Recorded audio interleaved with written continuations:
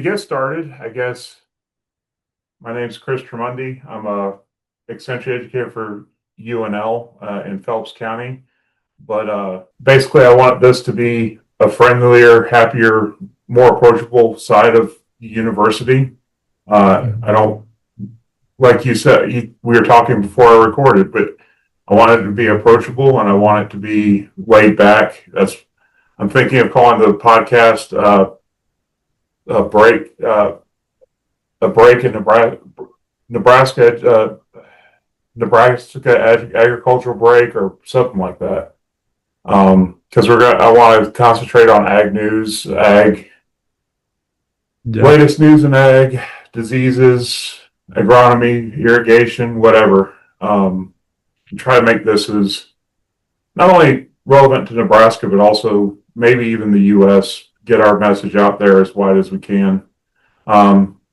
Dr. Mangel or Dylan or however you want to go by, I'll let you introduce yourself. Yeah, thanks for having me, Chris. I'm Dylan Mangel. I'm a extension soybean pathologist here in Nebraska. So anything to do with diseases or poor-looking soybeans, that's what I focus on, and that's what excites me. So I love to talk about that, but also ag is a bigger picture. It's important in our state. It drives our economy. So I think this is a good time to get into a more informal podcast like this where we can just talk about what's going on. And I think it'll be great to bring on other people too in time. And hopefully at some point you'll be able to get some good input from growers in your area too. And we can have some of them on to talk about what they're really thinking about. That's really the plan. I'm starting with people I know, which just happen to be specialists. You this time for our first episode, and then next week I actually already have Tamara on board. So excellent. And I told her it's laid back. I don't want it to be stiff and official sounding. So a little bit later, I'm gonna have you tell us some stories about growing up. But first, cool. Something I kind of want to do every week when I do this is just look at what everybody enjoys, especially right now, commodity prices. So this is from the co-op in my local area, CHS. They're also across the state, several counties. This is their current cash bids.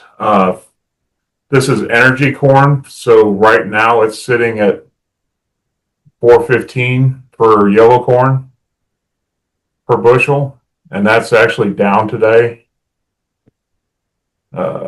Collins, Mississippi, $4.95.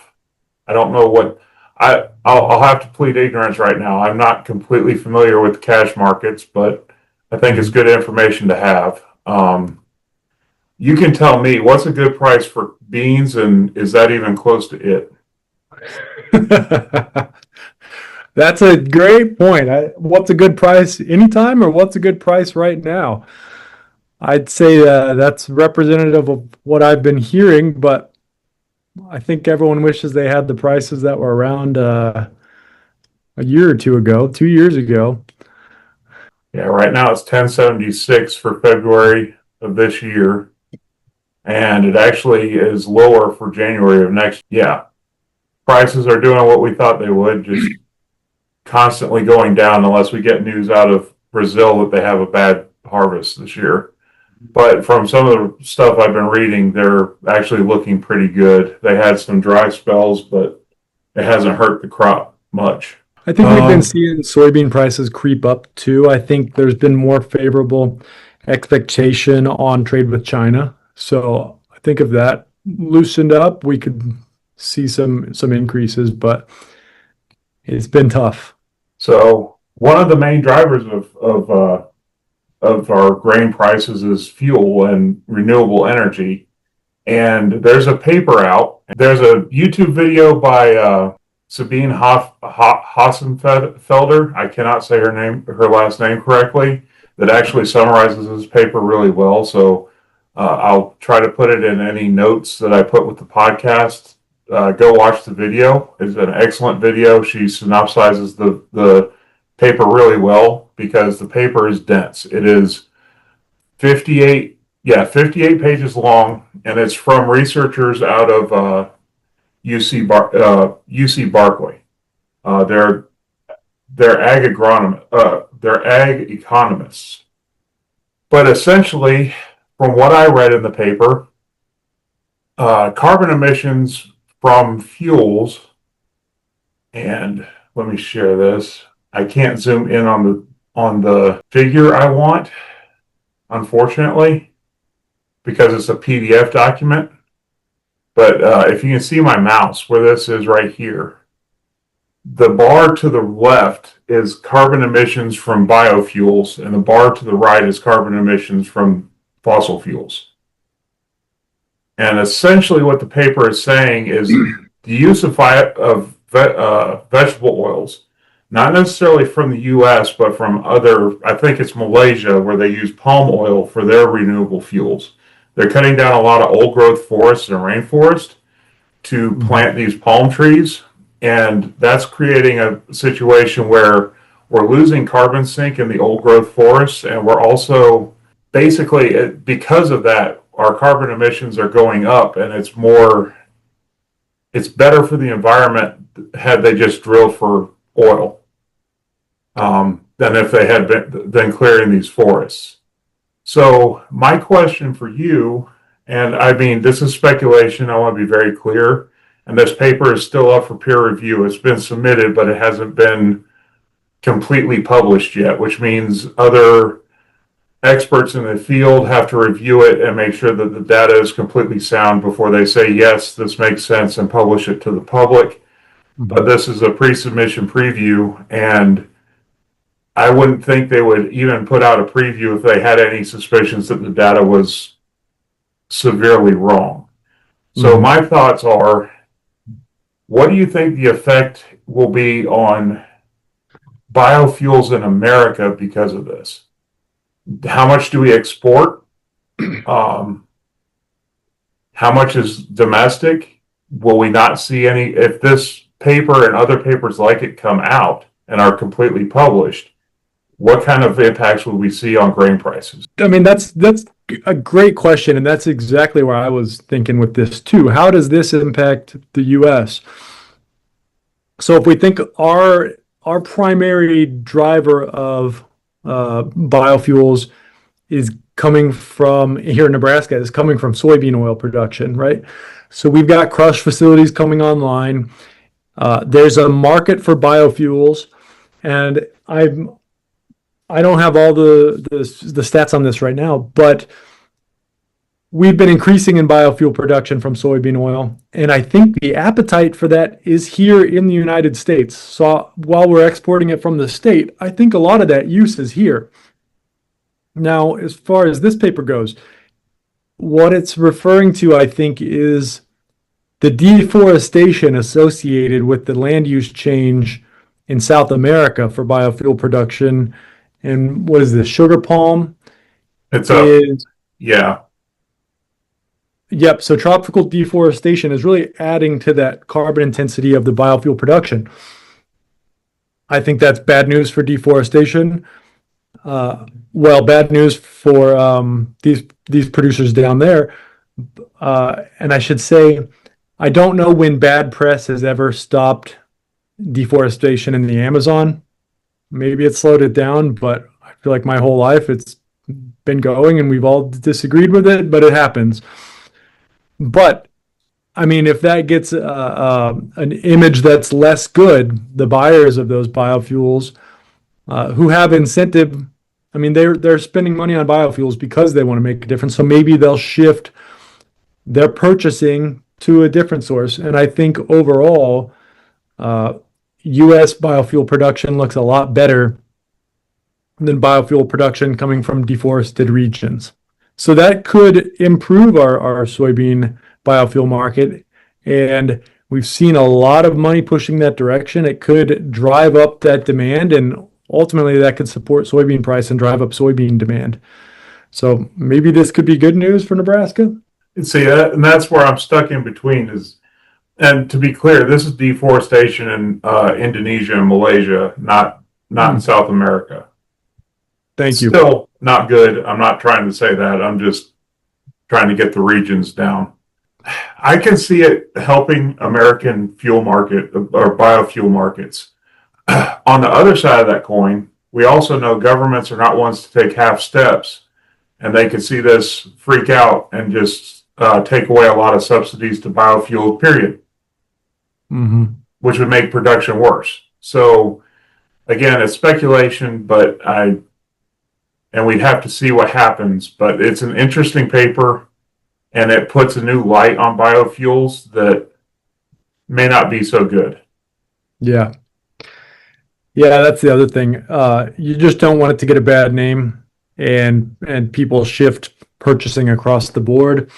I don't know. I think biofuels are good for Nebraska soybean growers. So I think you're right, but I'm worried that if too much bad press comes out. Of course, I'm also naturally a pessimist. So anyway, so from that kind of dreary news to some other interesting news. So the EPA released new guidance that should help farmers. RFD TV, I get a lot of news from their website. They got good videos. So basically what this is saying is if a farmer, the EPA's guidance is if you have problems with your DEF and you're in the middle of harvest and your combine goes down, it is no longer enforceable for and finable for you to bypass the DEF system temporarily so you can continue your work on the farm. That's basically what this new guidance is. It's actually fairly right to repair positive. It leans in that way. So John Deere can't say, well, we can't work on your combine now because you bypassed the DEF system, and we're not going to deal with that. The EPA has now said it's okay to do that because we understand production needs to keep moving forward, even if you break down. If you got to do something, you got to do something. Yeah, that's scary when something like that goes down mid harvest. So it's good news to be able to keep moving. That reminds me, I got a friend, and we were researching together in Kansas. I went to school down in Manhattan, and we used to drive all over the state looking at wheat crops. And one time he was out west, like way out western Kansas, and the DEF system had a problem on that truck he was driving, and it went into a limp mode, and he had to drive back hours at 35 miles an hour. Yeah. Oh, he's lucky it was 35. Yeah. So when I 30, I don't remember. So one of my Johnson to trying to do something other than, so I was a law enforcement officer for 10 years, but I tried to get out and go into truck driving. Well, DEF systems were in those then, and our limps, when our truck went into limp, it would only do 10 miles an hour. Oh, man. So it's hard to get off the road at that speed. Yeah. Yeah. Wow. DEF. Cool. I have thoughts on DEF. I don't know that I should put them out there, but there's a reason a lot of farmers call it government juice for a reason. Yeah. Well, that's good. Hopefully this helps some growers get through. Yeah. I mean, at least temporarily. So, I mean, there's not much to dig into there. I just want to put that out there. It's good news, and I hope to keep seeing more right to repair friendly stuff come out because, I mean, growing up, the big part of being a farmer was also being a mechanic, so you could work on your own equipment and keep it moving and making you money. Absolutely. Now to the last piece of news I had found for this week. So data collection and AI is a big thing. Again, this is from RFD TV. So basically, it's saying that the companies for your yield monitors have to get permission to get data from you, and your data is your own. They don't go a lot into the written portion. If you watch the video, a lawyer does a better breakdown than I ever could of the new law. But I put this on here because I have several questions that might be useful to farmers who don't want to get involved with the university because they're afraid of their data. And I'm new, so I'm not sure what our data use policies are for farmers' data. You've been in the job a little bit longer and you deal with more data than I do. So Mhm. maybe you can lend some voice to that. Yeah, this is important. So we have, I don't know university wide what the policy is, but how I see this is collaborators that I work with, growers I work with. Uh, I think maintaining their trust is extremely important. And first of all, the only data that I work with them with is data that they're comfortable sharing. So they'll share, some growers share yield maps with me if they want to talk about a problem. But of course, our policy here is we're never going to use any of that data for anything outside of the explicitly stated purpose. So if they were just asking a question, that's the end of it. We'll look at their data with them, and that's on there. That's the end of that. We also have, an on-farm research program where we will work with growers to do on-farm research. And during that process, a grower will send us, say, yield maps, yield monitor output during the end of the season. But even then, the most important thing to us is we're only going to use data for something a grower is comfortable with. And, we're not a big tech company, so we're not going to be just collecting everything we can get and working with it. We'll take the most minimal data that we need with the grower's permission. And even through the review process of publishing that data, the grower they can back out at any time. So if a grower wants their data, their location's hidden. If the grower doesn't want to share their field location or their county, we can share this as a regional thing. If they don't want their name associated with anything, we'll make sure their name's not associated. We can anonymize that data too. So the number one thing for us in extension is relationship with our grower partners and our stakeholders. We work for the growers, and we're not going to do anything that they disagree with. So they're going to have approval at all steps along the way of that. And I think we're not really collecting much to begin with. Now that's the on-farm research program. That's collaborative research data. If a grower called me to come out to their field and look at a disease issue they were having, and I took some pictures with their permission, it would be very clearly discussed with them what they were comfortable letting me use those images for. And we would never use them. We wouldn't put those in a newspaper. We wouldn't put those online. We'd anonymize those. We would basically only do what they are comfortable with those images for. So anything like that, if we're on a grower's property, if we're working with a grower, they own that data. It's theirs. And that relationship is far more important than anything we could possibly do with data from one farm. Okay. Yeah. And Mhm. I actually had my one on farm trial this year. The producer didn't want their name or any or location or anything associated with it. And yeah, Yep. we completely anonymized everything, so they don't have to worry about. And that's normal too. We experience that a lot with growers. They're interested in working with us and learning together if we do an on-farm experiment. But it's normal to not want your name publicized. It's normal to not want your neighbors to know what you're up to.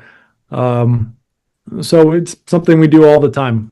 Typically, growers say, you can say what county it's from, and we'll leave it at that. We'll say this is a field in this county.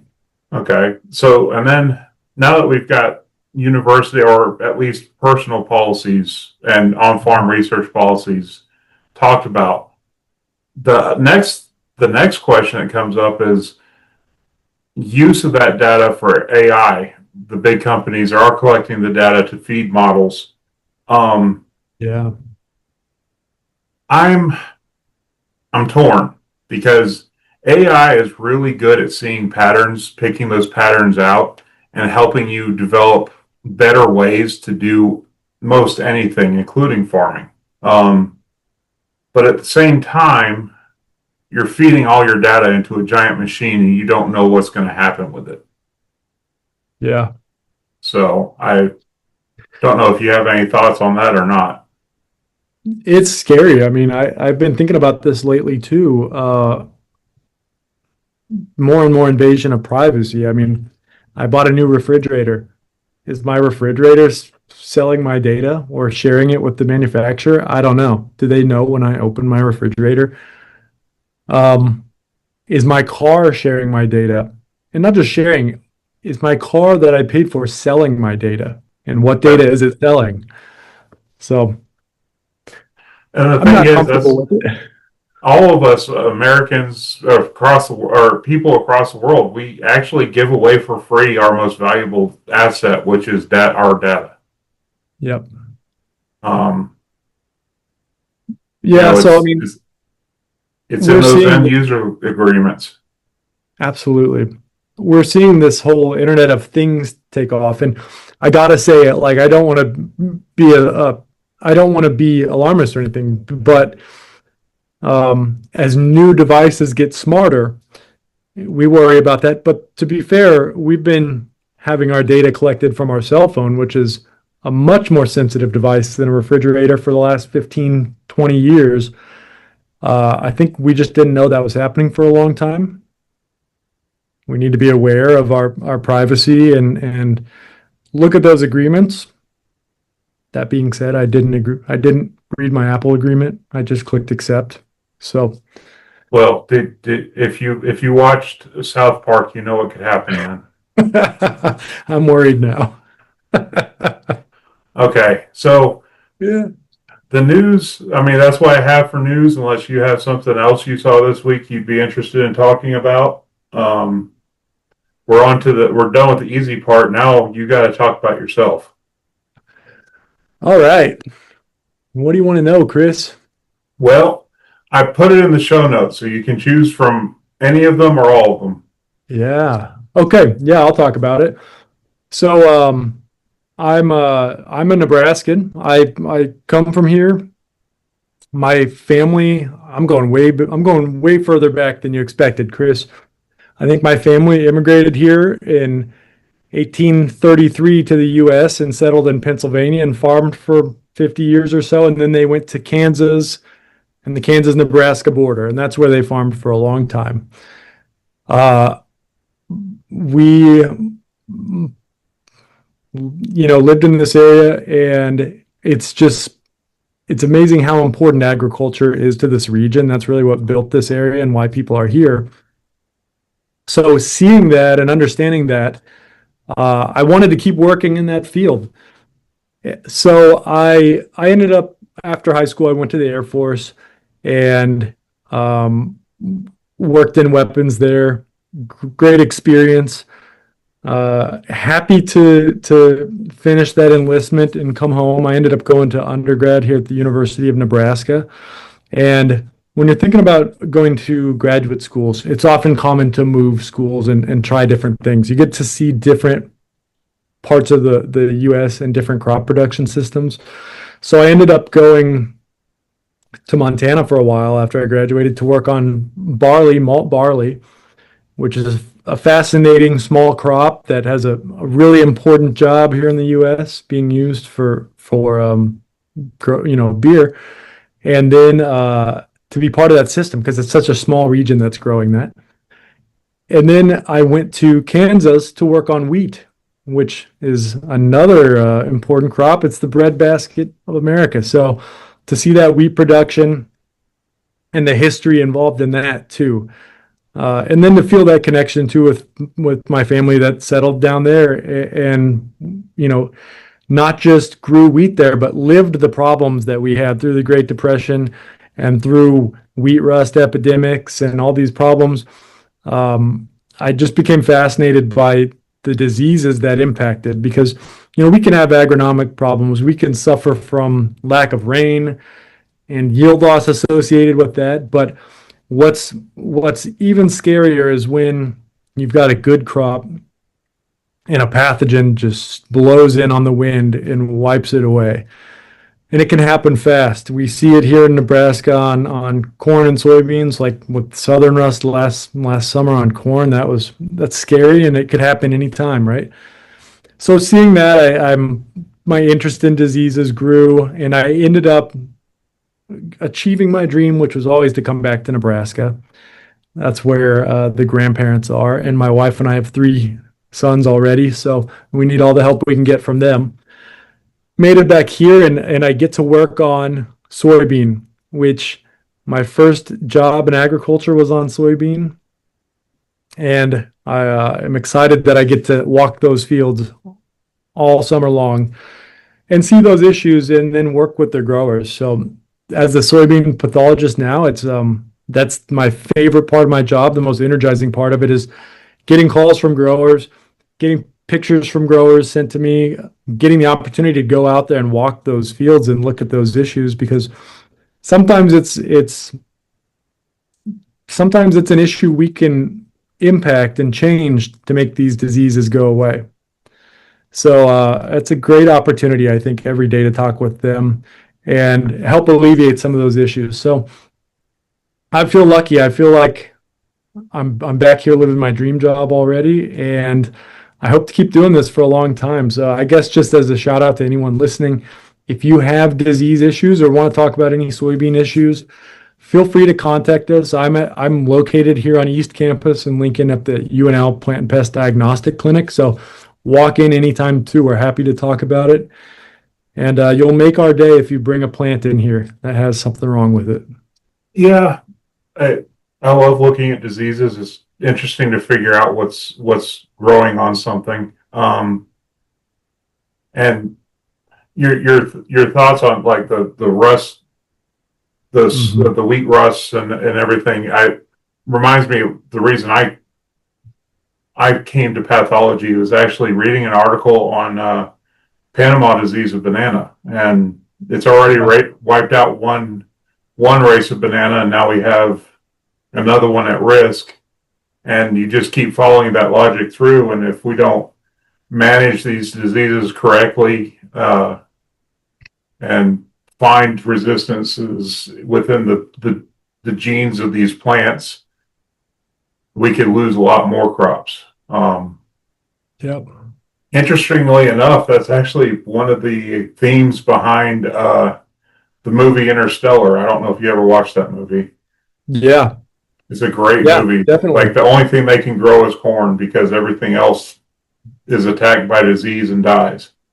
Yep. So, Even the corn was struggling. yeah. Yeah, it's we have limited resistance resources. We don't have endless resistance genes. We don't have endless chemistries for chemical control either. So we've got to protect what we have and make it last as long as possible. Going back to your Air Force, you said you worked in weapons. So did you work like were you a loader for fighter jets or something else? No, that's funny. I was in the Air Force, but I was at a base with no airplanes. So it was a missile base in Montana. So I worked with the Minuteman III system, and it was a fantastic time. I mean, the military can be a hard experience too, but the people I met there and worked with, I hate to say it, but I feel like I've been out of the service for 15 years now. It's going fast, but I still talk to those guys all the time. So it's a great opportunity, and I'm glad I did it. Yeah, you guys were Minuteman III. So back then, I think they were still using floppy disks and DOS for the control systems. They might still be using those, Chris. Well, I mean, it makes sense. You don't want that connected to anything. So Yeah, it's probably, well, we know it's going to last a lot longer than the stuff we have now. So yeah, it works. I hate to say it, but we're actually closing in on 40 plus minutes, and Yeah. I would like to go longer, but I got meeting at 1, so we're going to move to what program you got coming up you want to promote? What research are you excited to move into?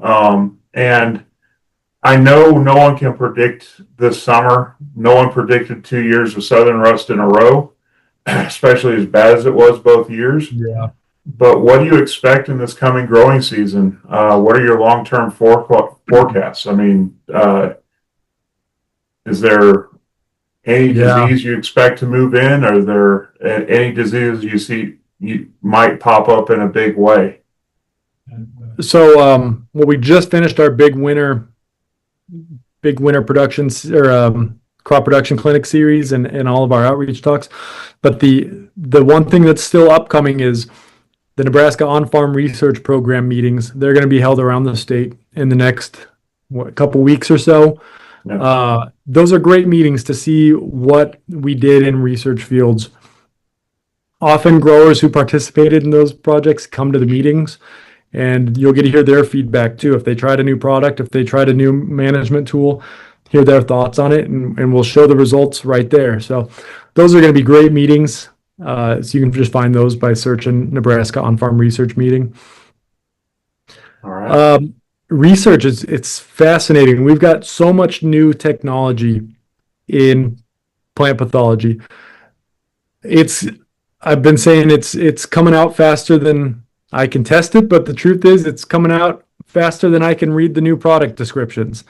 So it's just nonstop. We're working with as much of it as possible. We got to remember we live in Nebraska, and a lot of these products were developed for the I states. That's the peak part of soybean production. They want to make sure it works there. And we're a different part of the world over here in places. Our soils are a lot different. Our management is a lot different, especially as you get into irrigation. So we have less data on how effective those are here. And we're testing as much as we can, as fast as we can, so we can get good recommendations on what's working in this region. So that's always going to be an exciting job for us to do. And then lastly, what I expect in the coming season. It's so hard to say. The thing about disease is it's often here, with the exception of southern rust is one example that's not always here. Most of the disease is here. Tar spot's here already. But we don't know how bad it's going to be because we don't know what variety you're going to plant, and we don't know what the weather is going to be like. If you plant a highly susceptible variety to something, you're going to see more of it. And if the weather conditions are perfect, you're going to see more of whatever disease prefers that. So we've got diseases that really prefer cooler conditions, like white mold on soybeans. If we get a cool July, we'll see a lot of that. If we get a hot July like we did last year, and southern rust comes in, we'll see southern rust take off. It likes it warmer. So it just depends what weather we're going to get. It's going to shift this so much. But I think the most important thing is you're probably going to see whatever you have a history of in that field. So if you're not, take good notes, know what diseases are there, verify what disease you think you have, because it's not always what it looks like. And you can use the UNL Plant and Pest Diagnostic Clinic to do that. You can use me to do that. Send samples to me and I'll help figure it out with you.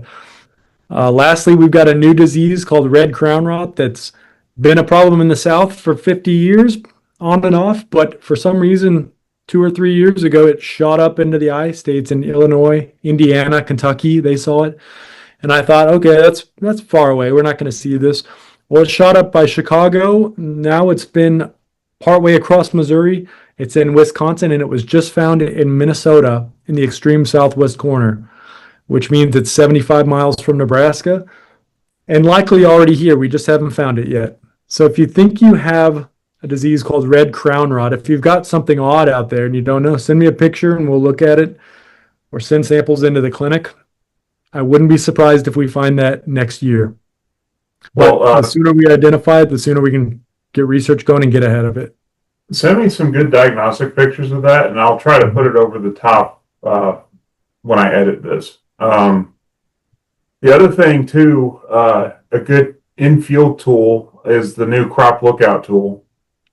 Just Google search crop lookout and take pictures of what you think is a disease, and you send it to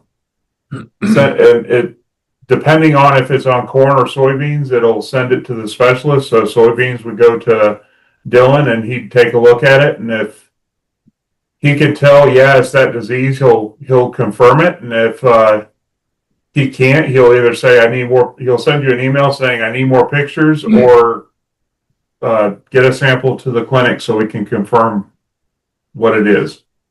So this is I just pulled it up here on the screen. This is a new season, so the map is blank right now. We'll see stuff show up as we get into the season, but I think anyone now can submit a report. You can click this and you can send in saying, hey, I'm in Nebraska, I'm in this county, and I'm seeing what I think is this. You can attach a picture on there. I'll get a message about that if it's on soybeans.